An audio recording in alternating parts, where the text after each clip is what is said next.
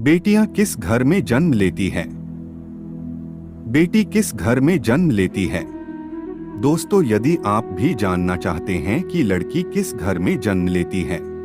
नमस्कार दोस्तों, धर्म प्रवचन चैनल में आपका स्वागत है। दोस्तों, आज भी हम ऐसे समाज में जी रहे हैं जो आज भी पुरुष प्रधान है।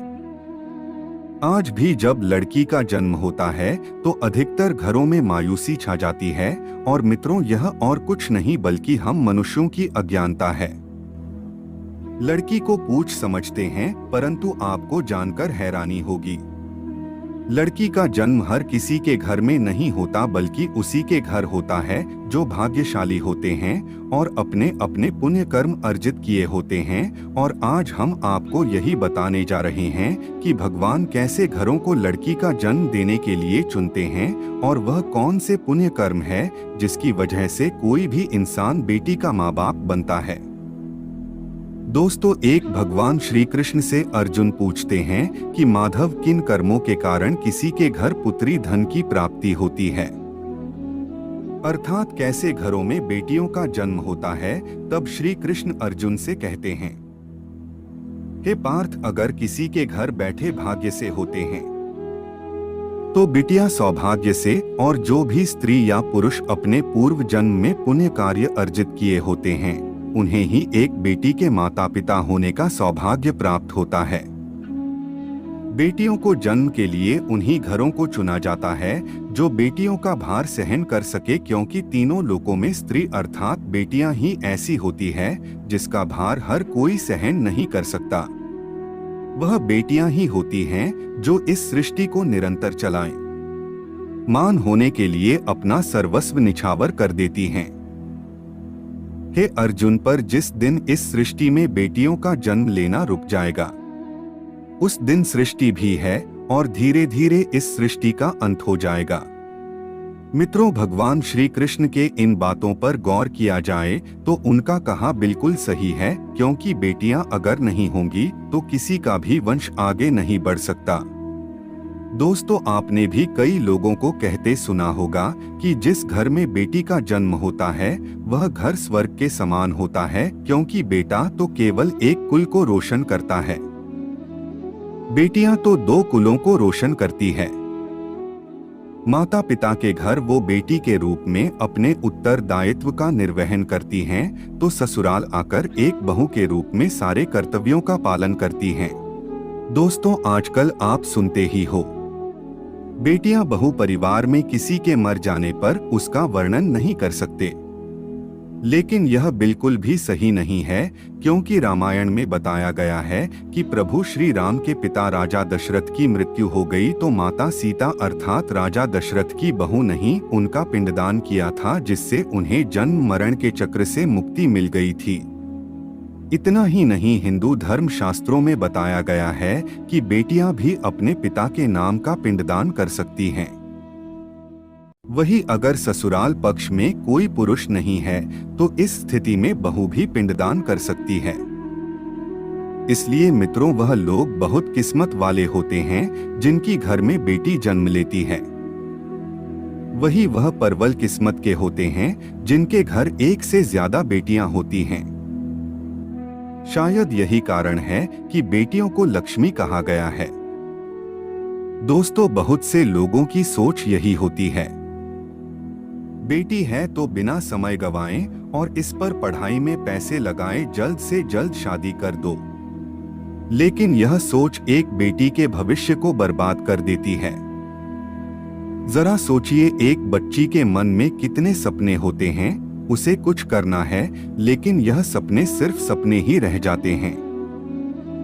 इसलिए अपनी बेटियों को सपने पूरे करने देना चाहिए, उन्हें जीवन में हर वह खुशी दे जो उन्हें मिलनी चाहिए।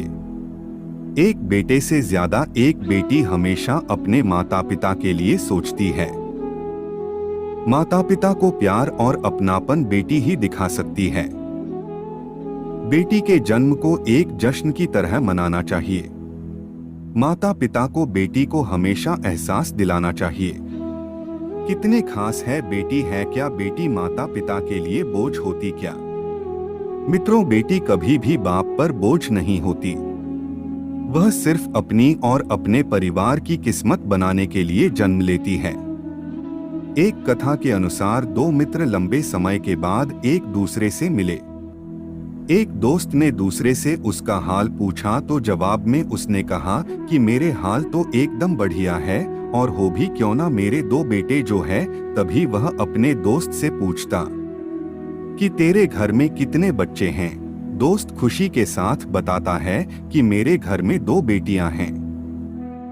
उसका दोस्त भगवान का शुक्रिया अदा करता हुआ कहता है कि मैं धन्य हूं, मेरे घर बेटियां नहीं।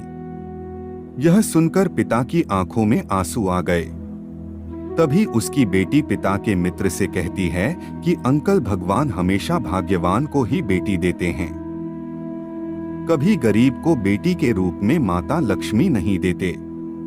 भगवान उसी को पुत्री का सुख देते हैं जिसके अंदर पालने की सामर्थ्यता होती है, जो गरीब होकर भी अपनी बेटी को पाल सकता है। एक बार स्वामी विवेकानंद वैष्णो देवी की सीढ़ियां चल रहे थे। बगल से किसान अपनी बेटी को कंधे में बिठाए चढ़ाई चल रहा था। तभी स्वामी विवेकानंद ने कहा कि बाबा, आपकी बेटी का बोझा आपको लग रहा होगा, इसको मैं उठा लेता हूँ और माता वैष्णो के दरबार तक ले चलता हूँ। सबके सामने स्वामी विवेकानंद से कहा कि बेटी कभी भी बाप के कंधे पर बोझ नहीं होती। बेटियां अगर बाप के कंधे पर हों तो वह हर बोझ को हल्का कर देती है। अब सोचने वाली बात है कि कौन सी कर्म के बाद आप किसी के घर लड़की के रूप में जन्म लेते हैं और उनके घर के लिए लक्ष्मी का रूप साबित होते हैं। गरुड़ पुराण में बताया गया है कि जब आत्मा को नया जन्म मिलता है तब आत्मा को शरीर के अनुसार व्यवहार में चलकर अपने कर्म करने होते हैं।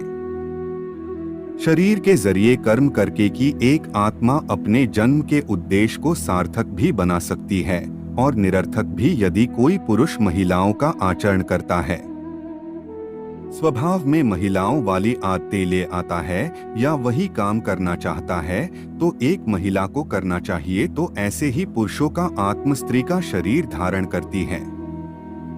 वही गरुड़ पुराण में बताया गया है, यदि कोई व्यक्ति मृत्यु के अंतिम क्षण में किसी स्त्री को याद करते हुए प्राण त्यागता है तो वह अगले जन्म स्त्री के रूप में जन्म लेता है। वही अगर वह अंतिम क्षण में परमेश्वर का नाम लेता है तो वह मुक्ति के मार्ग पर अग्रसर हो जाता है। वीडियो अच्छी लगे तो वीडियो को लाइक और चैनल को सब्सक्राइब करें।